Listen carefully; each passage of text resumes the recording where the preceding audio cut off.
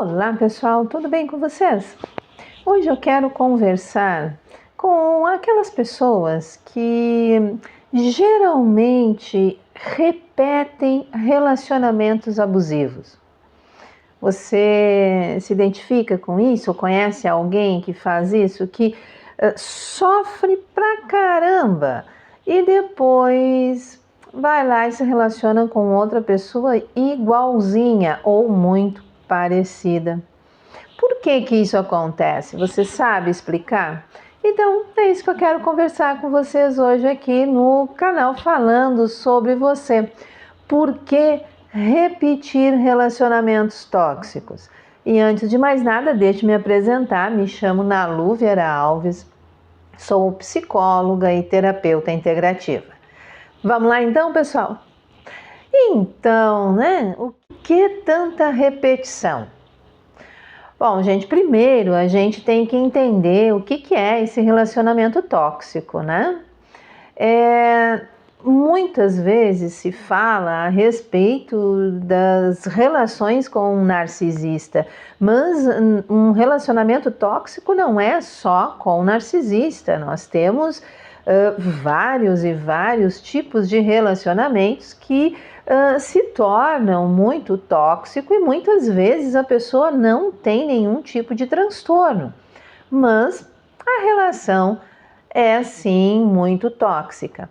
Então, como é que é essa relação? É aquele momento da vida em que você está com alguém e de repente tu começa a olhar para os lados e ver que tu não tem ninguém, que tu está sozinho, que as pessoas todas que você tinha ao seu redor antes daquela relação, amizades, famílias, encontros, passeios, viagens, festas, tudo sumiu. Aquele momento em que você sente um vazio interno, que você sente uma tristeza, que você sente uma desvalorização da sua pessoa e não entende por quê. Porque de repente tudo mudou. Por que um tempinho atrás, ou às vezes um bom tempo atrás, você estava ali com uma pessoa muito amável, gentil, delicada, uma pessoa dedicada, atenciosa. E, gente, um pequeno detalhe, a gente tem que cuidar que muitas vezes a toxicidade é velada.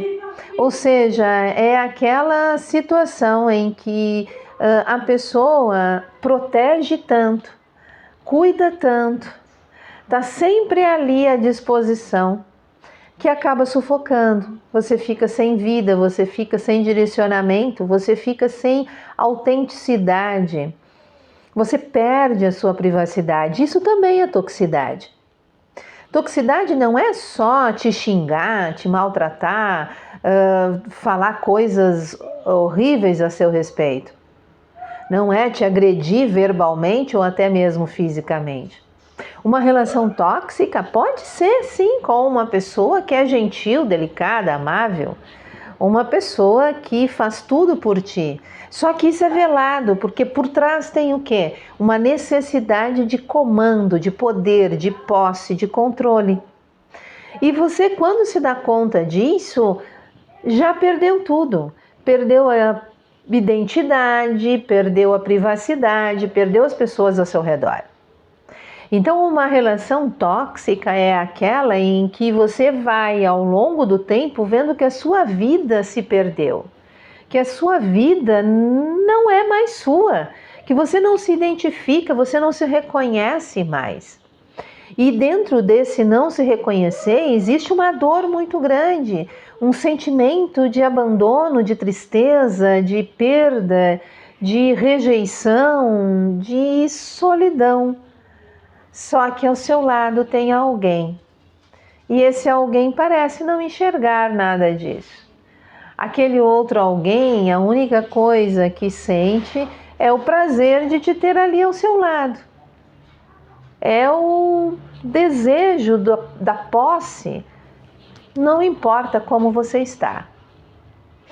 Isso é uma relação tóxica. Mas por que as pessoas repetem, né? Por que muitas pessoas saem de um relacionamento tóxico e entram em outro e as coisas se repetem? Muitas vezes muda um pouquinho aqui, um pouquinho ali, mas a gente vê que existe toxicidade.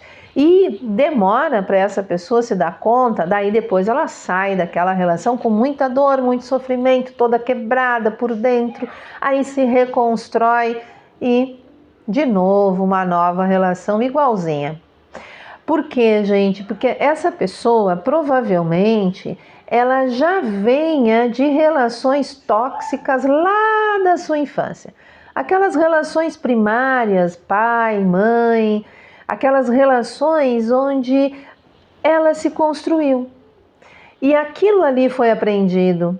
Geralmente são pessoas que sofreram muito um sentimento de nunca conseguir ser o suficiente para seu pai, para sua mãe ou para os dois. Quando não se tem pai e mãe, gente, é substituído, tá?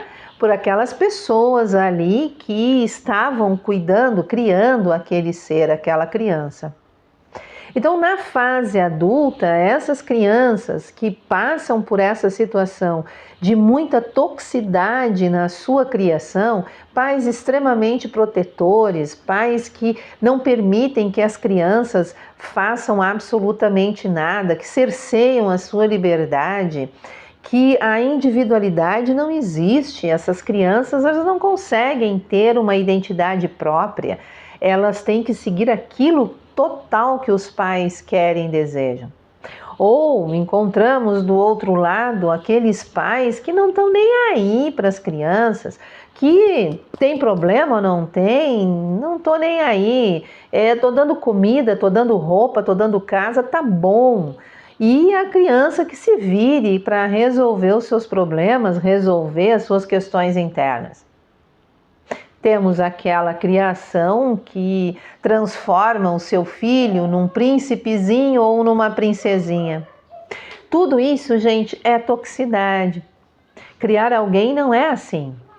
E por aí nós teríamos vários e vários modelos.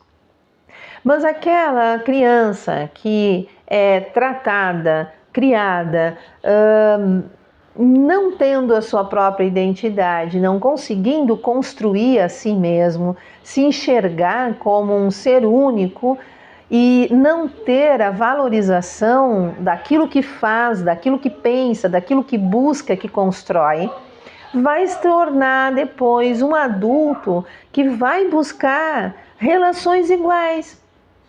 Por quê? Porque é aquilo que essa pessoa conhece.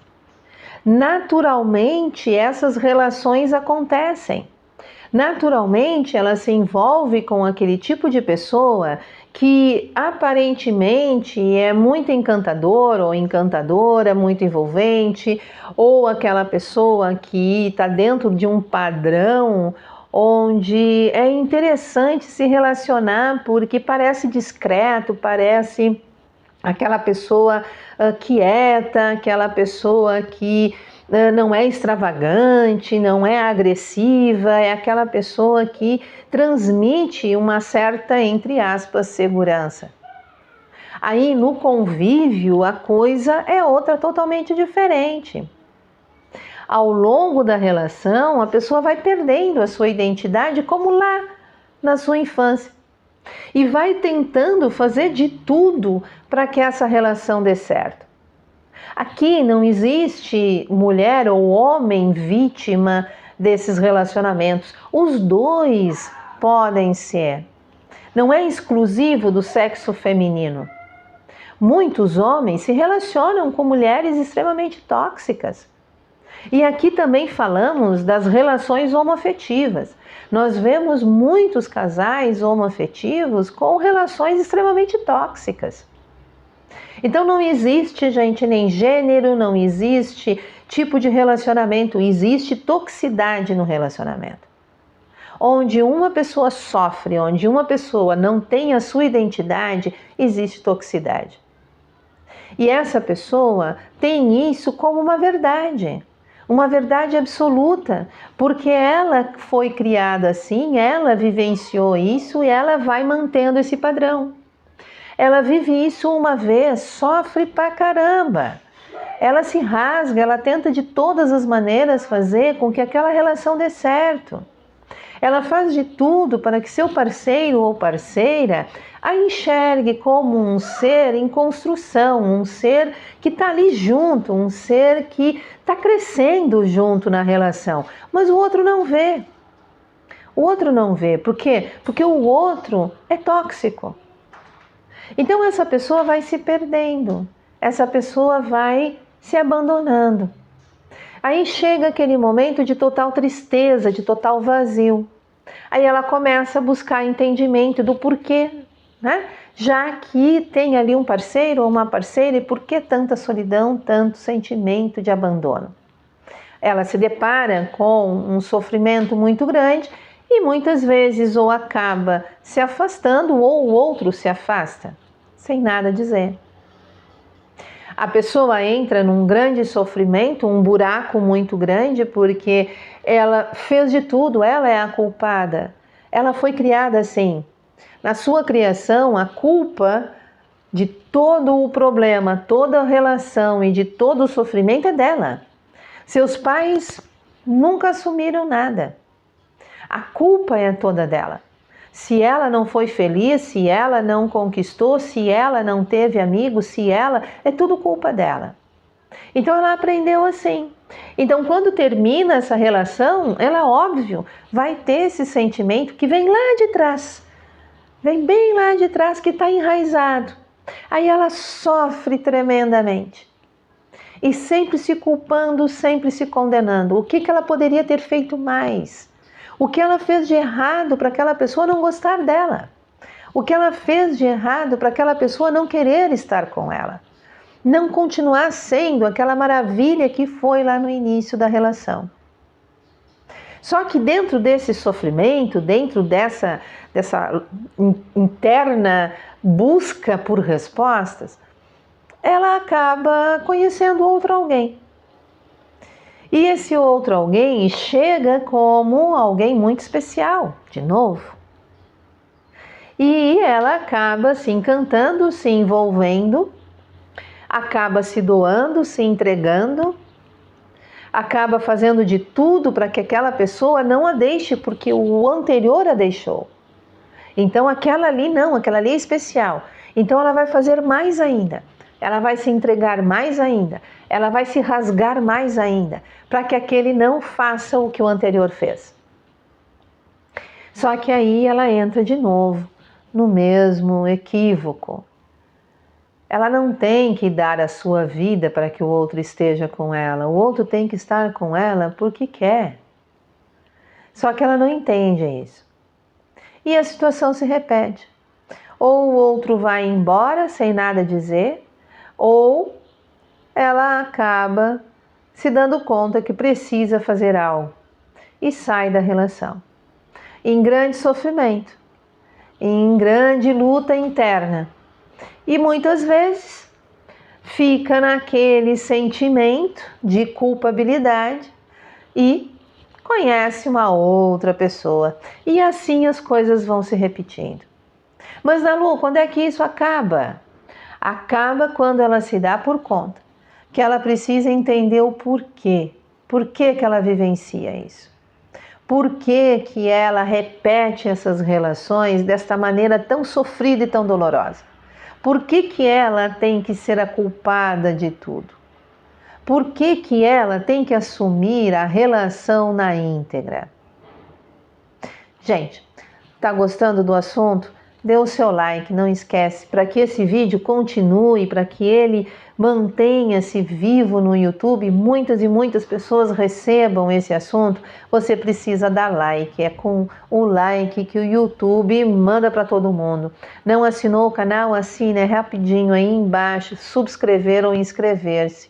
Faça um comentário e compartilhe o vídeo para que muitas pessoas possam também saber um pouquinho a respeito disso. Gente, então, né? Nesse momento em que ela começa a pensar Por quê? Por quê? Por quê? Por quê?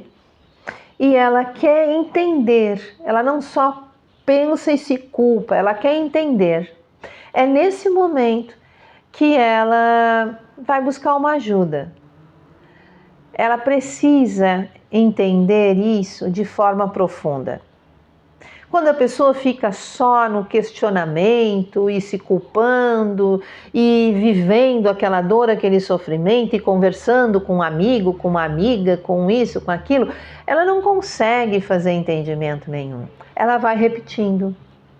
Então, quando ela decide, bom, eu não quero mais viver isso, isso é uma repetição na minha vida, eu quero acabar com essa história, eu vou buscar ajuda.